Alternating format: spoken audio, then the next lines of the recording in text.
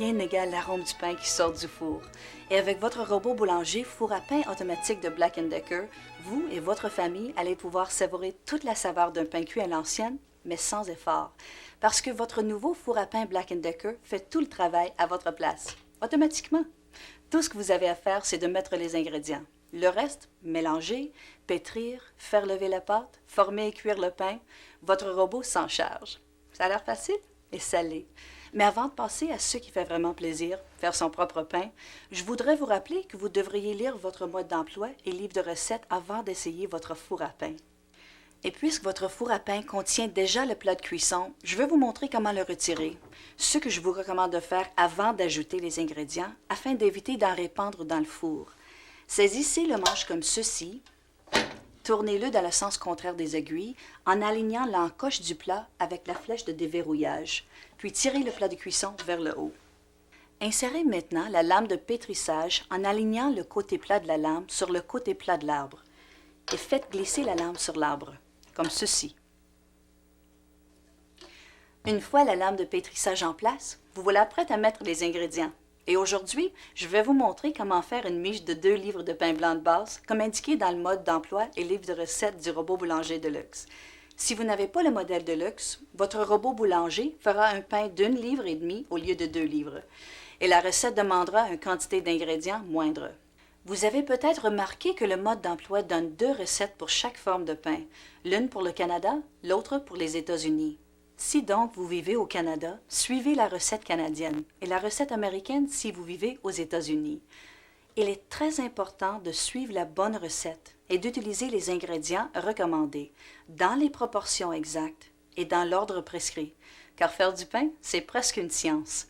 Et le succès dépend de l'action réciproque de quantité précise des ingrédients. En se trompant d'ingrédients, en modifiant leur choix ou leur mesure, vous pouvez dérégler complètement le processus de panification électronique. Pour mon pain de 2 livres, j'utilise une tasse et demie d'eau à la température de la pièce, soit environ 21 degrés centigrades ou 70 degrés Fahrenheit. La température du liquide est très importante. Trop froid, il n'activera pas la levure, et trop chaud, il la tuera. Pour mesurer l'eau ou le lait, vous aurez besoin d'une tasse à mesurer transparente ordinaire, afin de pouvoir mesurer le niveau à hauteur de l'œil pour plus de précision. S'il y a trop ou trop peu de liquide, cela peut affecter la qualité du pain. Là, j'en ai un peu trop.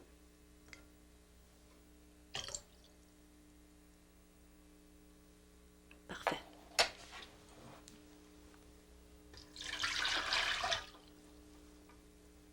J'ajoute ensuite les autres ingrédients avec une cuillère à mesurer ordinaire. Chaque ingrédient devrait être nivelé avec le bord droit d'un couteau ou une spatule de métal. Je mets d'abord 2 cuillères à table de lait en poudre, puis 2 cuillères à table de margarine ou, si vous préférez, la même quantité de beurre ou de shortening, et finalement 1 cuillère à table de sucre,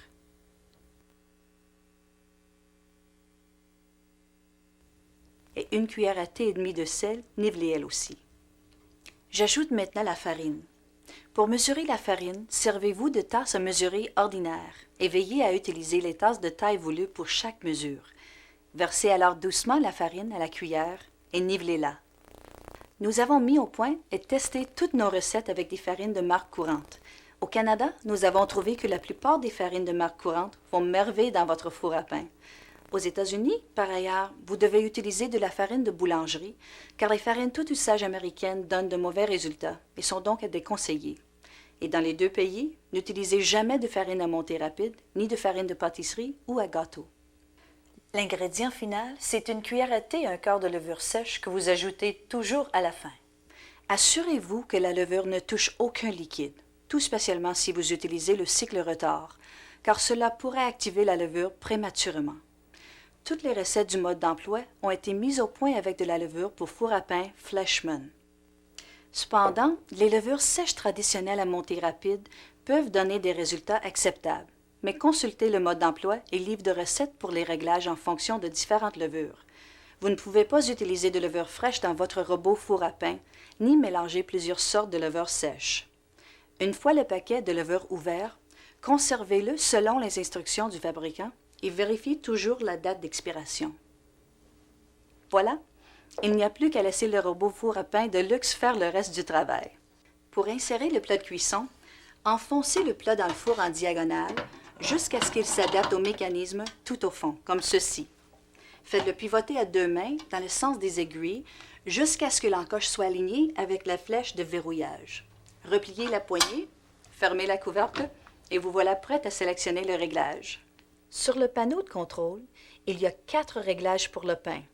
Un pour la pâte, pasta, et un pour le choix de croûte, normal ou foncé. Le premier réglage de type de pain correspond au pain blanc de base dont l'ingrédient principal est la farine blanche. Le chiffre qui apparaît dans la zone d'affichage montre le temps voulu pour accomplir le cycle de panification. 3h50 pour un pain de 2 livres. Pour faire passer la flèche à d'autres choix, appuyez de nouveau sur la touche Bread Type. Le choix suivant est Rapid Bake, le cycle le plus court. C'est celui que vous utiliserez quand vous voudrez faire le pain de base plus vite qu'avec le cycle de pain de base normal. Le programme Rapid Bake correspond à toute une variété de pains de base indiqués dans le mode d'emploi. Ne l'utilisez pas pour d'autres sortes de pains, parce que le résultat ne serait pas satisfaisant. Le réglage sweet correspond aux pains contenant beaucoup de sucre ou d'ingrédients sucrés comme les raisins, le chocolat ou les fruits secs. Le réglage sweet, ainsi que tous les réglages sauf celui de Rapid Bake, cuisson rapide, vous avertissent d'ajouter les ingrédients par ce signal sonore, qui indique qu'il est temps d'ajouter les noix, graines, fruits secs, raisins, etc. Whole grain correspond à des recettes avec une quantité substantielle de blé entier, de seigle, d'avoine ou de son. C'est le programme le plus long parce que les farines plus lourdes et plus denses lèvent plus lentement que la farine blanche.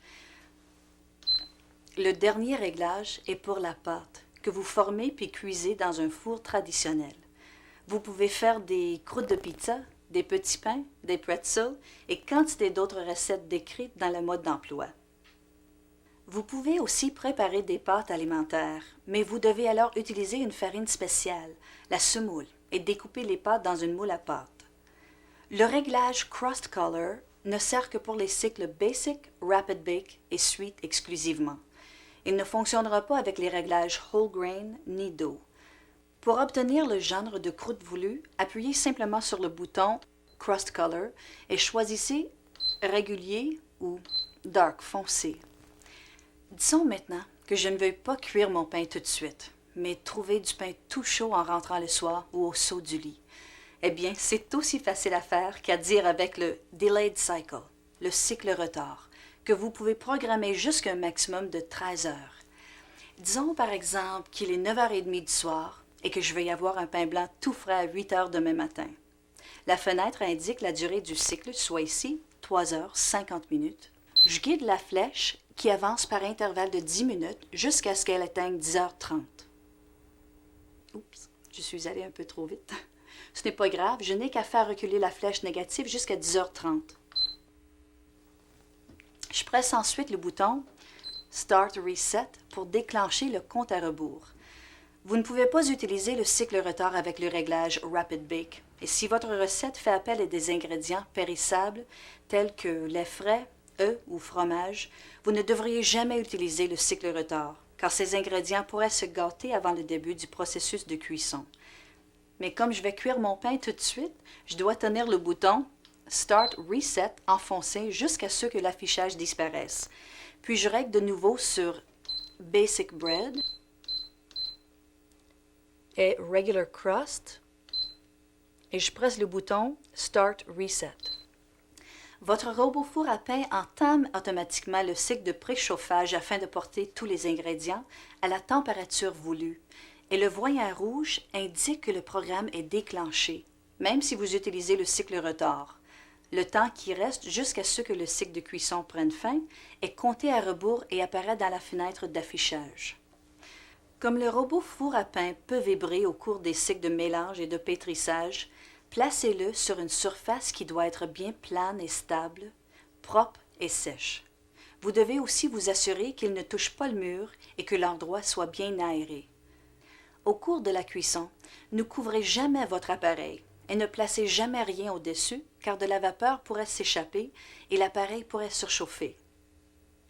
Vous pouvez, si vous le désirez, observer votre four à pain en action, à travers cette fenêtre, mais résistez à la tentation d'ouvrir le couvercle pendant le cycle de cuisson, ce qui pourrait dérégler le processus.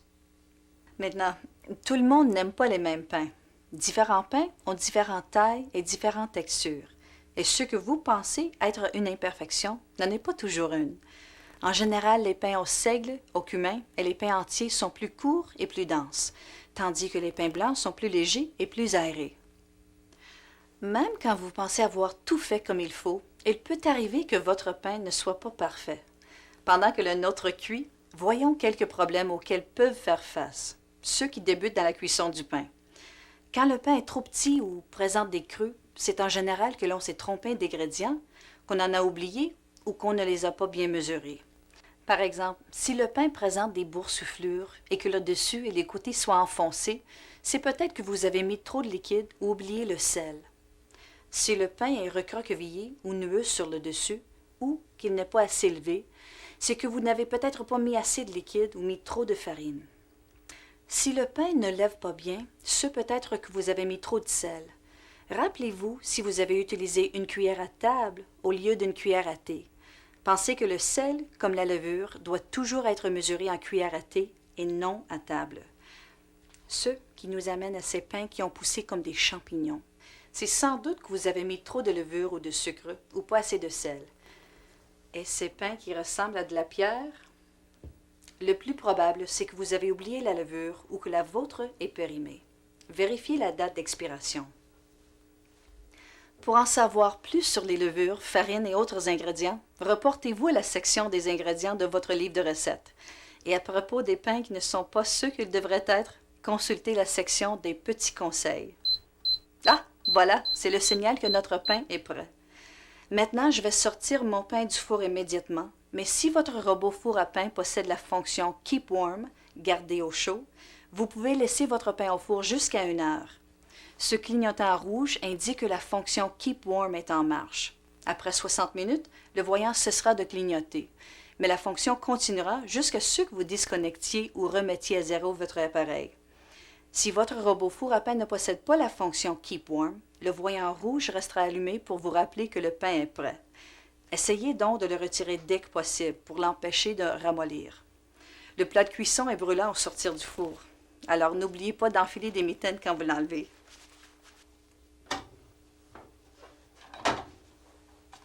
Pour retirer le pain, retournez donc le plat de cuisson et secouez-le au-dessus d'une grille. Assurez-vous toujours que la lame de pétrissage reste dans le robot et non dans le pain. Vous pourriez l'endommager en tranchant le pain. Si la lame de pétrissage est restée dans le pain, laissez-la refroidir, retirez-la et lavez-la aussi vite que possible après chaque utilisation. Comme ça sent bon. Mais rappelez-vous qu'il est recommandé de laisser votre pain reposer 15 à 30 minutes pour qu'il se tranche facilement. Et maintenant, la récompense pour avoir cuit son propre pain.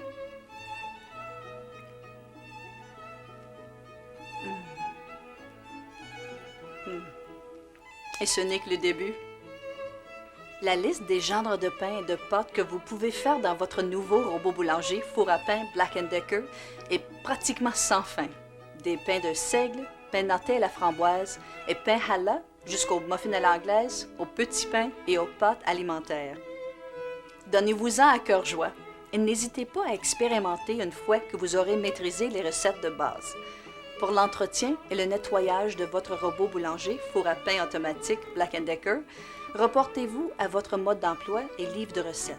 S'il vous vient d'autres questions, au Canada, composez le 1-800-465-6070 et aux États-Unis, le 1-800-231-9786.